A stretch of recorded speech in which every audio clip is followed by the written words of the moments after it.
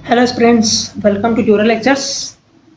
आज नया subject start करने जा रहे हैं जो कि है paper 7 part 3 international and national educational institutes और उसका रोल ह्यूमन डेवलपमेंट पे। एकदम बेसिक हम सिलेबस को जानेंगे, सिलेबस क्या होता है, क्योंकि सिलेबस जानेंगे उसके बाद ही हम समझ पाएंगे कि कैसे पढ़ना है, क्या छोड़ना है, क्या पढ़ना है और कैसे किस टाइप से क्वेश्चन आता है ये भी। तो ये देख लेते हैं। सबसे पहले इसमें दो पार्ट है, एक ह्यूमन डेवलपमेंट का पार्ट है, दूसरा का किसका पार्ट है, एजुकेशनल इंस्टीट्यूट का। तो रिलेट कैसे करता है, सबसे पहले ये देख लेते हैं। ह्यूमन रिसोर्सेज होता है, वो कैसे रिलेट करता है। ह्यूमन रिसोर्सेज ह्यूमन डेवलपमेंट होता है।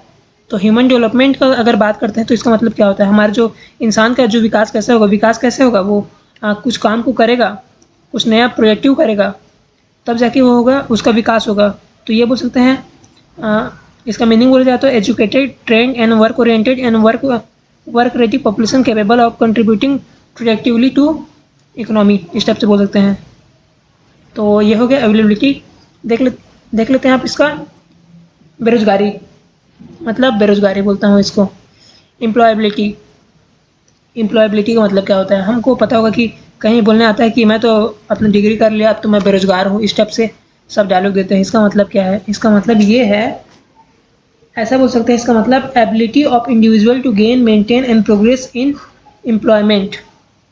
एम्प्लॉयमेंट मतलब क्या होता है, रोजगार। तो रोजगार की बात होता है, अगर कोई रोजगार है, ये कैसा बोल सकते हैं, ये एबिलिटी है एक इंडिविजुअल का। इंडिविजुअल मतलब कि किसी भी पर्सन का हो सकता है, किसी का भी। To gain, maintain and progress, अगर आपको नौकरी मिल गया है तो आपको उसको संभाल के रखना पड़ेगा। गेन मतलब कि नौकरी मिलना, मेंटेन मतलब अब घुस तो गए हैं उसमें फील्ड में, लेकिन आपको करने नहीं आ रहे हैं, मेंटेन नहीं कर पा रहे हैं, कुछ मतलब नहीं है। उसके बाद प्रोग्रेस भी कर रहे हैं। जैसे कि कोई बीटेक का अगर सीएस का कोई स्टूडेंट है, वो एग्ज़ाम को क्वालिफाई कर लिया, प्लेसमेंट हो गया उसका, तो उसके बाद उसको मेंटेन करना पड़ेगा उसको, कि उसका जो स्किल मांगा है उसको उसको जानना पड़ेगा, तो मेंटेन करके रखना पड़ेगा। ये हो गया। और क्या, उसको प्रोग्रेस भी करना पड़ेगा, मतलब प्रोग्रेस मतलब कि वही डेवलपमेंट होना चाहिए, उसका विकास होना चाहिए, वरना वो नहीं टिकने वाला। एम्प्लॉयबिलिटी का ये 3 फैक्टर होता है। ये बोल सकते हैं it's ability of individual to gain, maintain and progress in employment by processing the right skill, knowledge and attitude. आपको समझ आ गया होगा। ऐसा समझ लीजिए, कंपनी में गए तो आपको अच्छे से राइट स्किल होना चाहिए, गेन करना होता है, पोस्ट गेन करना पड़ेगा, मेंटेन करना होता है, साथ में सॉफ्ट स्किल भी चाहिए होता है। सॉफ्ट स्किल इसलिए, अगर आप तो चले गए हैं किसी कंपनी में, लेकिन अपने अपने बॉस को ही आप 2-4 गरिया देंगे तो फिर हो जाएगा काम तमाम आपका। तो नॉलेज भी होना चाहिए। तो ये हो गया एम्प्लॉयबिलिटी का मतलब क्या होता है। अब देख लेते हैं प्रोडक्टिविटी का। तो एम्प्लॉयबिलिटी में और क्या पढ़ेंगे, वही सब है, आपको सिनॉप्सिस की तरह पढ़ना है। सबसे पहले मीनिंग क्या होता है बता देना है, उसका इंपॉर्टेंस क्या होता है। इंपॉर्टेंस क्या है, जो क्या बोलते हैं अनएम्प्लॉयमेंट होता है, अंडर एम्प्लॉयमेंट होता है, उसको रिड्यूस करना होता है। और क्या हो सकता है, प्रोडक्टिविटी को इंक्रीज करना। प्रोडक्टिविटी मतलब क्या होता है, जो आउटपुट होता है, आउटपुट पर वर्कर को कहा जाता है, प्रोडक्टिविटी कहा जाता है। मतलब कि क्या प्रोडक्टिव कर रहे हो, उसके बारे में बात किया जाता है। तो वही हो गया, प्रोडक्टिविटी को बढ़ाता है। क्या रिड्यूस करता है, अनएम्प्लॉयमेंट या फिर अंडर एम्प्लॉयमेंट को। और क्या करता है, हमारे जो ग्लोबल रिकॉग्निशन में भी बहुत ज़्यादा फायदा होता है, क्योंकि देश जानेगा ना, हमारा देश बढ़ रहा है, हम बढ़ेंगे तभी तो देश बढ़ेगा, सिंपल सी बात है। और इंपॉर्टेंस ये बताओगे। ऑब्जेक्टिव बता देना, ऑब्जेक्टिव क्या है एम्प्लॉयबिलिटी का। एम्प्लॉयबिलिटी का ऑब्जेक्टिव की जरूरत नहीं है, इसका मीनिंग बताना, इंपॉर्टेंस क्या है और क्या क्या होता है इसमें, इसको बढ़ावा देने के लिए क्या क्या किया जा रहा है, जैसे कि क्वालिटी एजुकेशन, ट्रेनिंग, ये सब दिया जा रहा है, ये सब बता देना आपको। इंडस्ट्री एकेडमिक लिंकेज के बारे में बता देना। और क्या बोल सकते हो आप, टेक्निकल और डिजिटल स्किल्स के बारे में बता सकते हो, जैसे कि एआई, एमएल, क्लाउड कंप्यूटिंग, ये सब चीज़ें आ जाती है। उसका जो फील्ड है, ऐसा बोल सकते हैं उसको, डायमेंशन के बारे में बता देना। यह होगा करंट सिनारियो में। अभी क्या सिनारियो है, करंट सिनारियो की बात की जाए तो 47% हमेशा क्या बोलते हैं, इंजीनियर ग्रेजुएट बेरोजगार हैं। आपको जान का दुख होगा, लेकिन हालांकि अच्छा दिमाग भी होता है इंजीनियर लोग के पास। और क्या बोल सकते हैं, जो कि इंडिया के बारे में सिनारियो पढ़ लेना, क्या क्या होता है। एम्प्लॉयबिलिटी हो गया, हम इसमें पढ़ेंगे। एम्प्लॉयबिलिटी में प्रोडक्टिविटी मतलब होता क्या है, चैलेंजेस को सब में पढ़ेंगे, याद रखना। अब देख लेते हैं प्रोडक्टिविटी। प्रोडक्टिविटी का मतलब क्या होता है, ऐसा बोल सकते हैं, ये इफिशियंसी है, इसका मतलब वही होता है इफिशियंसी एंड आउटपुट पर worker per unit of time, ऐसे बोल सकते हो। या फिर बोल सकते हो, यहाँ पास लिखा है आउटपुट पर वर्कर और आउटपुट पर आवर वर्क। इसका मतलब कि क्या न्यू चीज़ प्रोडक्टिव कर रहे हो। इसका मतलब है कि तुम नया क्या डेवलप कर रहे हो, क्या प्रोडक्टिव कर रहे हो, उसी को कहा जाता है आपका प्रोडक्टिविटी। तो इसमें कौन कौन सा आपका फैक्टर इंक्लूड होता है? स्किल लेवल होता है, ट्रेनिंग होता है, टेक्नोलॉजी एक्सेस होता है, इन्वायरमेंट होता है, वर्क इन्वायरमेंट होता है, मोटिवेशन होता है, हेल्थ हेल्थ भी बहुत ज़्यादा ज़रूरी है। अगर आपका हेल्थ ठीक नहीं है तो आपको कुछ मतलब नहीं है। ये हो गया आपका। और इसमें बहुत सारे फैक्टर बता देना कि किस तरीके से प्रोडक्टिविटी को अच्छा बढ़ावा दे सकते हैं। जैसे कि आपका एजुकेशन होना चाहिए, स्किल होना चाहिए, आपका हेल्थ हो गया, वही आपको बताया, हेल्थ हो गया, स्किल होना चाहिए, टेक्नोलॉजी के पास टेक्नोलॉजी रहेगा आपके पास तो अच्छे से प्रोडक्टिव काम कर सकते हो, आपका इन्वायरमेंट भी अच्छा रहेगा तो अच्छा काम कर सकते हो, वही है और कुछ नहीं है। नेक्स्ट अगर हमारे सिलेबस में देखा जाए तो आपका आता है ट्रेंड्स इन एम्प्लॉयमेंट। मतलब कि ट्रेंड्स मतलब कि ये बोला जा सकता है किस तरीके से शिफ्ट हुआ है जो आपका जो जितना भी जो सेक्टर होता है, एजुकेशनल सेक्टर हो गया और आपका ट्रेड्स हो गया, जो प्रोडक्टिव कर रहे थे, ह्यूमन रिसोर्सेज और ह्यूमन डेवलपमेंट में जो जो भी टर्म्स आते थे वो सब में क्या चेंजेस हुआ है, क्या ट्रेंड्स हुआ है, क्या पैटर्न है, उसी के बारे में हम पढ़ते हैं ट्रेंड्स ऑफ एम्प्लॉयमेंट में। तो इसको ऐसे समझ सकते हैं, इसका बहुत सारा पार्ट है। सेक्टरल शिफ्ट होता है। सबसे पहले तो एग्रीकल्चर, आपको पता है कि पहले ज़माने में पूरा एग्रीकल्चर बेस पे था, पूरा सरप्लस प्रोटेक्शन होता। सरप्लस मतलब ये होता है कि जैसे चावल उगा रहे हैं वो लोग, धान उगा रहे हैं, तो पहले जितना उगाते थे उतना ही उगता था, जितना उगाए उतना खा दिए। लेकिन सरप्लस मतलब क्या होता है? थोड़ा सा एक्स्ट्रा उग गया कभी कभी, तो एक्स्ट्रा उग गया तो मतलब इसका मतलब ये है कि ज़रूरी नहीं कि सबको काम करना पड़े, कुछ लोग आराम भी कर सकते हैं। इस टाइप से आप समझ सकते हैं सरप्लस का मतलब। ये हो गया। Growth in service and manufacturing, आपको पता है कि टेक्नोलॉजी आ गया है तो क्या होगा, जाहिर सी बात है सर्विस और मैन्युफैक्चरिंग बहुत ज़्यादा बढ़ रहा है कुछ भी चीज़ का, क्योंकि लोगों का ज़रूरत तो बढ़ते जा रहा है, दिन ब दिन पॉपुलेशन बढ़ रहा है तो ज़रूरत तो बढ़ेगी ही, तो मैन्युफैक्चर करना पड़ेगा। सबको मोबाइल की ज़रूरत है, मैन्युफैक्चर किया जाएगा मैन्युफैक्चरिंग इंडस्ट्री वगैरह में। ये होगा। टेक्नोलॉजिकल इम्पैक्ट में क्या बोलेंगे? अब नया नया टेक्नोलॉजी आ गया, बिना एआई के काम नहीं होता कहीं पास। तो अगर देखा जाए तो एआई सब जगह घुस रहा है। और क्या बोल सकते हैं? डिजिटल इक्विपमेंट होगा, जैसे कि आपको मोबाइल फ़ोन हो गया, रेडियो हो गया, बहुत सारी चीज़ आता है जो कि अच्छा बात है, क्योंकि बहुत सारी चीज़ें जैसे कि प्री डिज़ास्टर मैनेजमेंट है, ठीक है। डिज़ास्टर अगर कहीं पास हो रहा है तो डिज़ास्टर मैनेजमेंट में बहुत ज़्यादा टेक्नोलॉजी यूज़फुल होता है। और क्या बोल सकते हैं? उसमें मैनेज होता है, मैनेज एक टर्म है, उसको आप साइंस से पढ़ लेना, एकदम नॉर्मल टॉपिक है। उसके बाद क्या हो सकता है? टेक्नोलॉजी इम्पैक्ट में ये हो सकता है, बहुत लोगों को सिखाने की ज़रूरत है क्योंकि सब लोग को आता नहीं मोबाइल चलाने, बहुत लोग को टेक्नोलॉजी यूज़ करने। ये हो गया। Informal and formal. इनफॉर्मल क्या होता है? एक ऐसे सेक्टर को कहा जाता है इनफॉर्मल जो कि होता है अनरिकॉग्नाइज होता है सरकार के द्वारा। फॉर्मल मतलब जो रिकॉग्नाइज होता है, कॉन्ट्रैक्ट बेसिस पे होता है। इनफॉर्मल मतलब कि जिसका कोई फिक्स नहीं होता। जो आपका जो एम्प्लॉयमेंट होता है, मतलब जो आपका जो नौकरी वगैरह है, कुछ भी वो फिक्स नहीं होता, उसको बोलते हैं इनफॉर्मल। जैसे कि आपका हो सकता है वेंडर्स हो सकते हैं, और क्या हो सकता है? लेबर्स हो सकते हैं, जो कि होता है मजदूरी में बोलते हैं कि बोलते हैं ना, आज मैं गया इस चीज़ में 200 रुपये मजदूरी में गया, इस टाइप से, तो वो इनफॉर्मल में आ गया। फॉर्मल में क्या आएगा? जैसे कि आपका सरकारी नौकरी हो गया, ये सब चीज़ इसमें फिक्स रहता है। बहुत सारी चीज़ आपको पीएफ मिलेगा, पेंशन मिलेगा और बहुत सारी चीज़ें आता है। यूथ अनएम्प्लॉयमेंट के बारे में भी पढ़ा जाएगा। तो जाहिर सी बात है, जनसंख्या बढ़ रहा है तो और रिसोर्स भी कम है तो वो ये तो होना ही है। ओके, देख लेते हैं अब अगला टॉपिक हमारा, role of institution and council in human resource development. ये बहुत थोड़ा इंपॉर्टेंट टॉपिक है। किस तरह से इंपॉर्टेंट टॉपिक है? क्योंकि जितना भी अनएम्प्लॉयमेंट है, अगर भारत नहीं, किसी भी देश को अगर विकसित होना है, ह्यूमन रिसोर्स डेवलपमेंट करना है उसको, तो सबसे बड़ा मेजर फैक्टर होता है आपका एजुकेशन। तो एजुकेशन ऐसे लिंक होगा इससे, और लिंक हुआ तो रोल ऑफ इंस्टीट्यूशन का बहुत ज़्यादा ज़रूरत है, क्योंकि मतलब बहुत ज़्यादा इंपॉर्टेंट है, क्योंकि बिना इंस्टीट्यूशन के तो कुछ चलेगा नहीं। तो जो इंस्टीट्यूशन है वो अलग अलग फैक्टर में बढ़ गया है और कुछ नहीं है।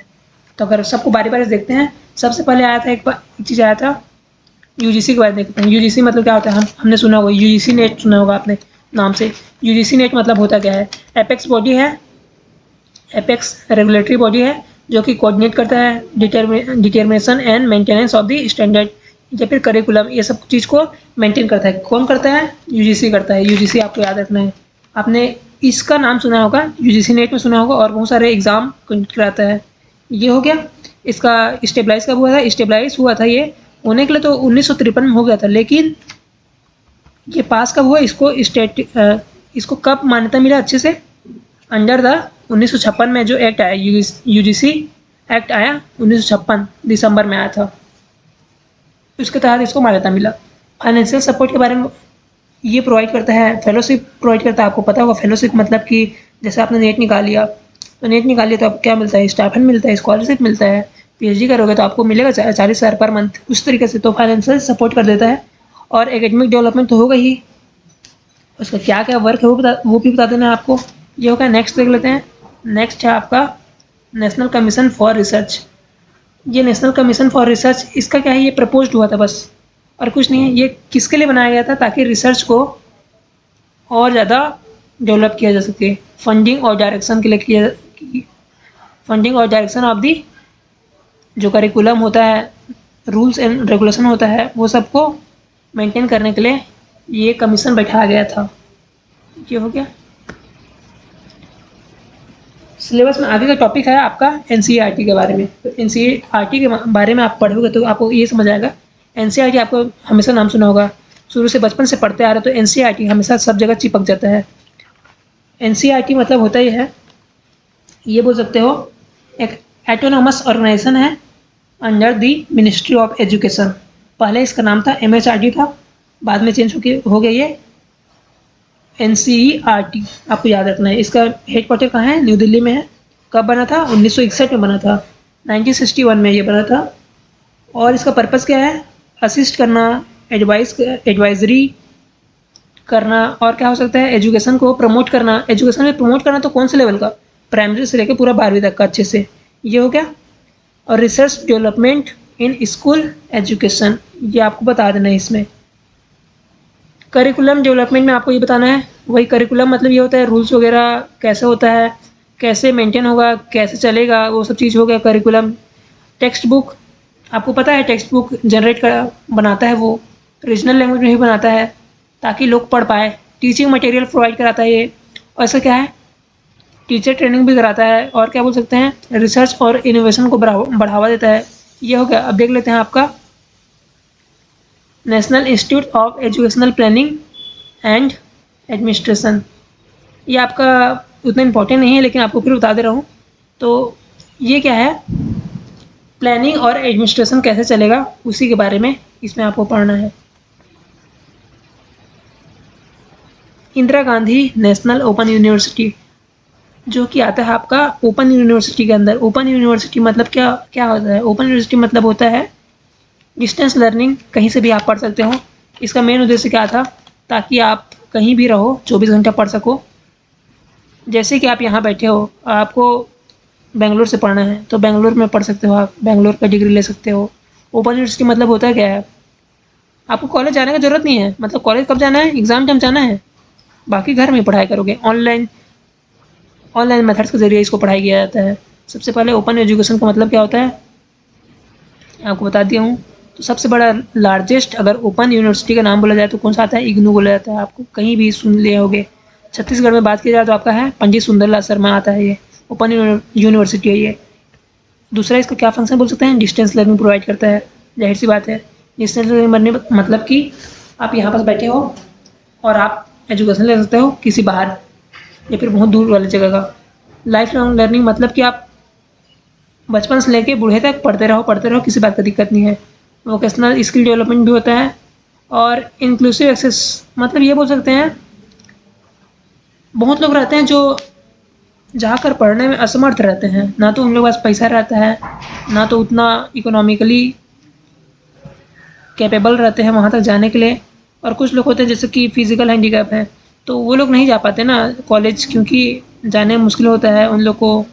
फिर आने ले जाने में ट्रांसपोर्टेशन में दिक्कत होता है और बहुत सारी दिक्कत होता है। तो वो सब चीज़ को रिड्यूस करता है आपका ये ओपन यूनिवर्सिटी, यही काम है इसका मेन। अब देख लेते हैं आपका all India council for technical education. ये आता है आपका इंजीनियरिंग और जो टेक्निकल बैकग्राउंड होता है उसके लिए है मेन। तो आपने सुना होगा कोई बीटेक कर रहा है, कोई एमटेक कर रहा है, तो वो सबका जो रेगुलेटरी बॉडी है वो कौन सा है आपका? AICTE। यही आपको याद रखना है। ये बहुत सारा रिसर्च इनोवेशन को बहुत ज़्यादा प्रमोट करता है। ये फंडिंग भी प्रोवाइड करता है। इसका बहुत सारा फंक्शन है।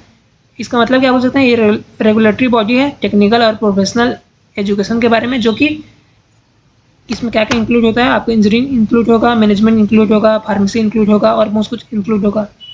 अब और क्या है, ये मेंटेन करता है आपका क्वालिटी और स्टैंडर्ड। नेक्स्ट देख लेते हैं आपका higher education institutes. Higher education institutes में आ जाएगा आपका IIT, IIM और आ जाएगा आपका NIT आ जाएगा, IIIT आ जाएगा। तो इस सब के बारे में आपको पढ़ना पड़ेगा। छत्तीसगढ़ में हो तो छत्तीसगढ़ में जितना भी जो चीज़ है, छत्तीसगढ़ का NIT कौन सा है आपका, रायपुर का है NIT रायपुर। छत्तीसगढ़ का IIT कौन सा है, IIT भिलाई। छत्तीसगढ़ का IIIT कौन है, कहाँ पास है, रायपुर में है। तो उन सब के बारे में, कॉलेज के बारे में भी आपको डिटेल में पढ़ना है, याद रखना। और इसमें आप किस बारे में पढ़ेंगे, कब बना, क्या योगदान है उसका, ग्लोबल में कैसे जो होता है विश्व रूप से कैसे इम्पैक्ट करता है, इंटरनेशनल रिलेशन बता देना इसका, ये सब चीज़ हो गया और कुछ नहीं है आपका। अदर सपोर्टिव स्कीम्स के बारे में पढ़ना है। इसमें आपको बस स्कीम्स के बारे में बहुत ज़्यादा अच्छे से प्रिपेयर करना पड़ेगा, जो कि आपको प्रीलिम्स के साथ साथ, मतलब मेंस के साथ साथ प्रीलिम्स में भी काम आएगा।